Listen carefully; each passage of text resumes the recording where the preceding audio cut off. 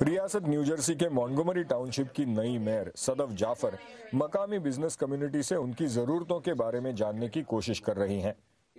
صدف امریکہ کے مشرقی علاقے یا ایسٹ کوسٹ کی کسی بھی ریاست میں منتخب ہونے والی پہلی پاکستانی اور جنوبی ایشیائی خاتون میئر ہیں۔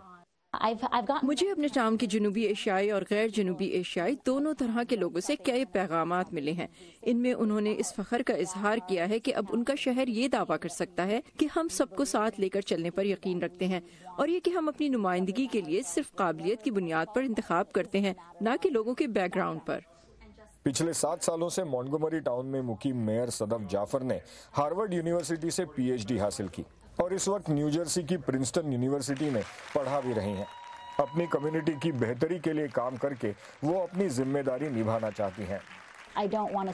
میں یہاں صرف اپنی کمیونٹی کی نمائندگی کے لیے نہیں ہوں۔ ایک اقلیتی پس منظر سے تعلق رکھتے ہوئے میں اپنے تجربات اور مختلف چیزوں کے لیے لوگوں کے مخصوص جذبات کے اپنے علم کو دوسروں سے شیئر کرنے اور ان کی رائے جاننے کی امید رکھتی ہوں۔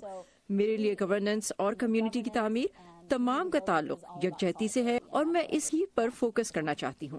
مونٹگومری ٹاؤن شپ میں لوگوں کو میئر جعفر سے کافی امیدیں ہیں۔ اس میٹنگ میں شرکت کے لیے انہوں نے ہمیں اپروچ کیا۔ میں مونٹگومری بزنس ایسوسی ایشن کے ساتھ کئی سالوں سے ہوں اور ایسا پہلی بار ہوا ہے۔ ہم اپنے ٹاؤن میں بزنسز اور شاپ لوکل پروگرام کو سپورٹ کرنے کے لیے ان کے ساتھ کام کرنا چاہتے ہیں۔